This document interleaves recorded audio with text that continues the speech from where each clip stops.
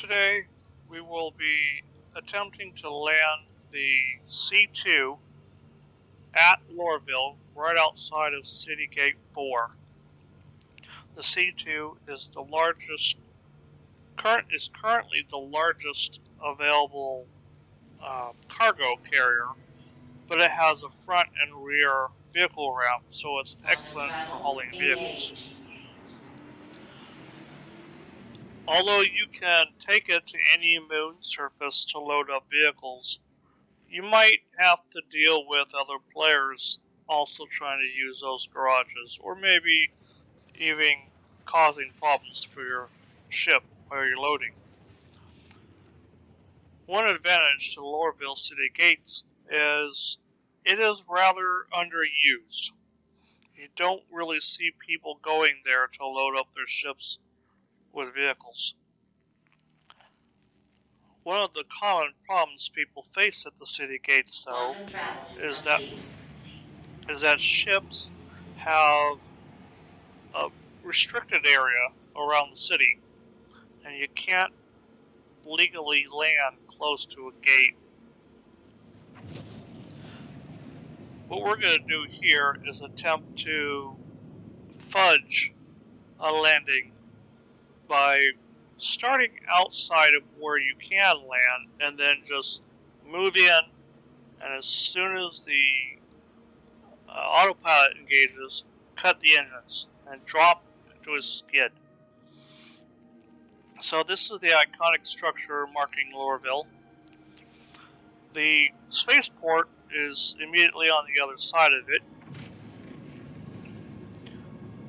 and to find City Gate 4, which is really easy, just follow a straight line from this structure over the spaceport until you see the beacon light on the ground.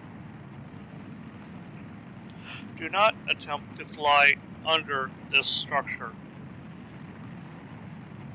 It will engage autopilot, and it may even blow up your ship.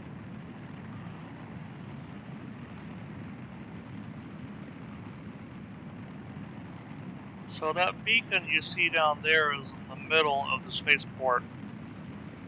Before that, we had to rely on the outline of these floating TISA spaceport signs to tell us how to safely drop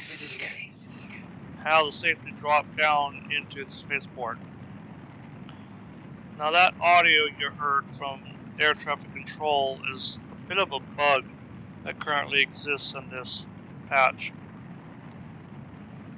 315.1 live. So there you see the number 04 indicating that we are heading in the direction of City Gate 4, and there's that little beacon light telling us exactly where the gate is at. These hovering structures are a pretty safe guide about how high you should be flying, so you don't run into the restricted zone or autopilot engagement area.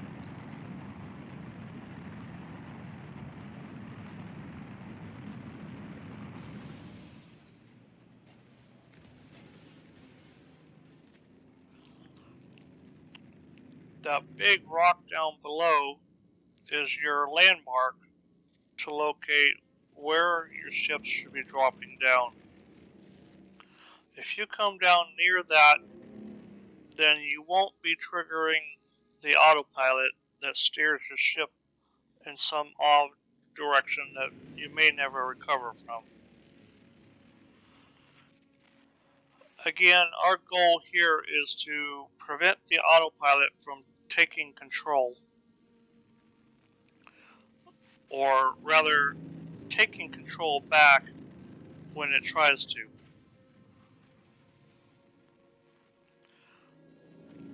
As you can see, I have vertical takeoff and landing engaged. VTOL is a mode that gives the aircraft better vertical lift than as it would without it. Part of the engine thrust is pointing downward instead of aft. But for the purpose of this experiment, we need to turn VTOL off, because when autopilot engages, we do not want to give it extra vertical lift. We want to try and stay close to the ground so that as soon as we notice the engagement, we can shut it off.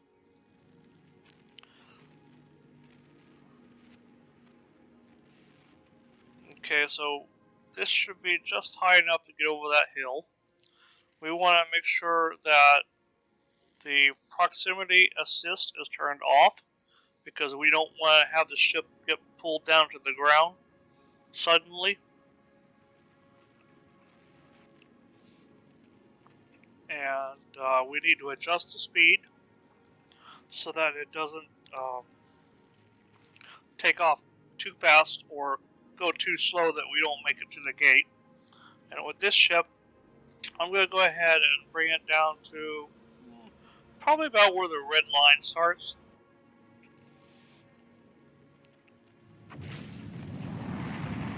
As soon as it starts to steer away, I'm going to cut engines, pressing the I key. We'll slide in a little bit. But this ship doesn't balance very well. Sometimes it just gets stuck with the nose down. These doors are on the front and the rear, and my hope here was to try and lift the bird back up. But sometimes the tailgate doors or the ramps could go into the ground when they open. So what would happen if I stepped or drove onto the ramp is it would suddenly gain collision and cause the whole aircraft to just buck or blow up.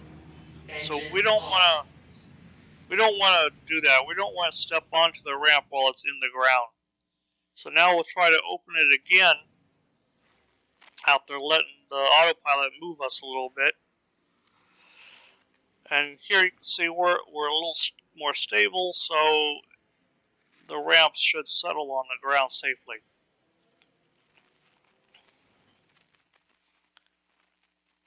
Beambo.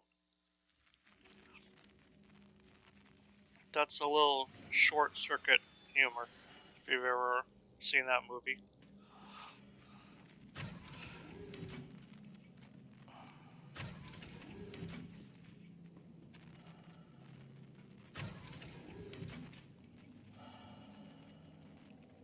The C2 elevator tends to stop or return back to the lower level when you're flying, so sometimes it's just faster to take the ladder down.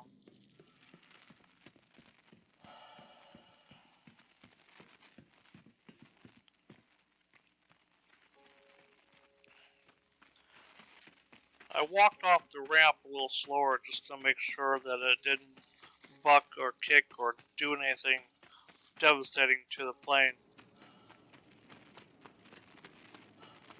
Now that I know that it's good and stable, we can proceed to get our vehicles. Now for this patch, I only have 2 vehicles because we had a complete wipe at the beginning of 3.15.0.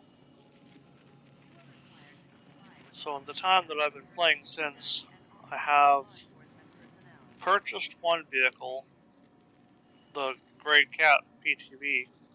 Oops, Windows just switched me over.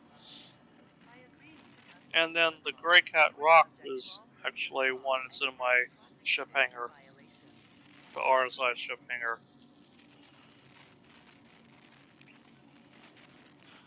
The Rock is a fun little buggy to drive around on the surface, even if you're not mining with it. It has a pretty powerful sounding engine and a good acceleration.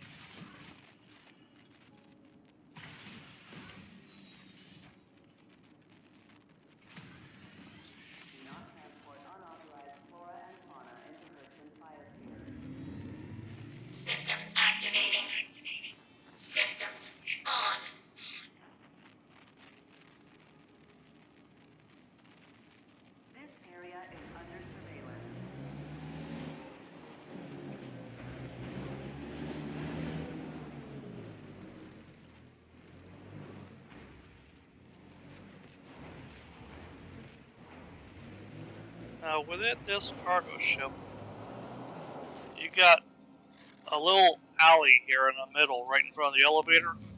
Cargo does not get stacked on that.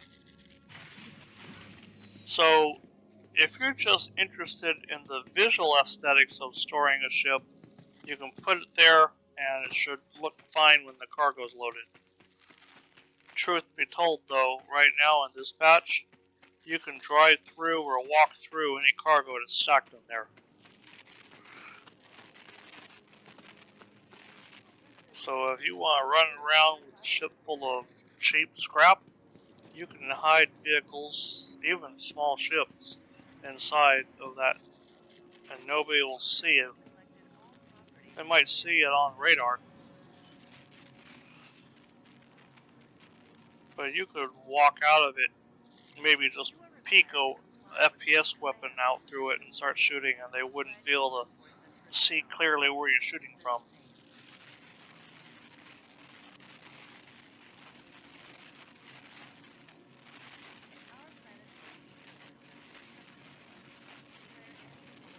I'll show you more of that about the cargo walkthrough bug later, after we get these vehicles loaded.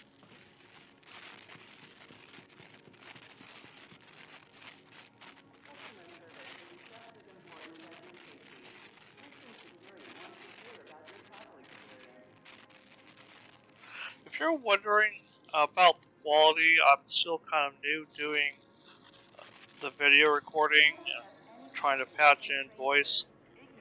This is the first one that I recorded audio separately, the vocals separately, so that I can try and match the audio level better.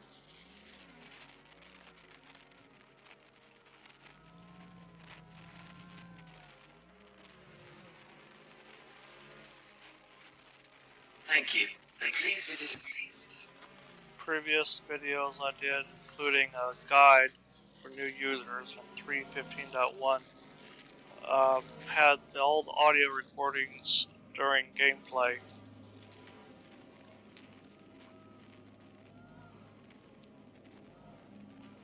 And in some cases of some of my older videos, the game volume was much louder.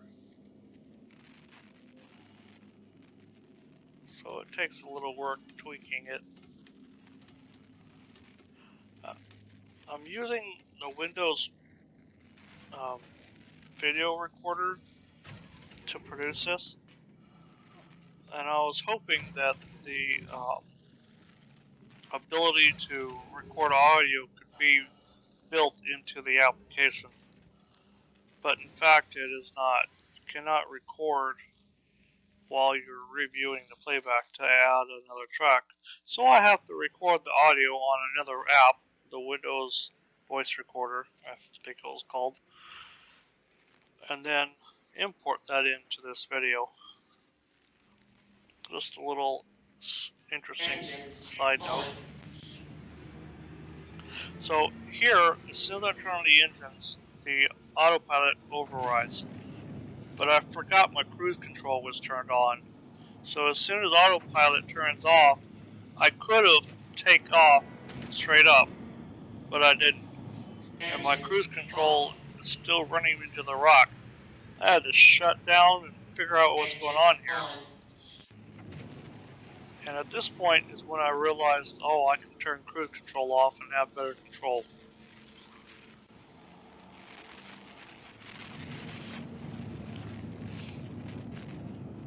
So when you do your skid landing, hopefully when autopilot kicks in to take you back out, you have time to take control before it heads into the rock.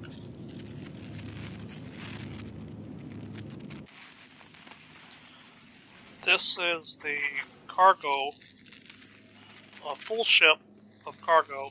It's all scrap with the vehicles adjusted to sit in between the stacks.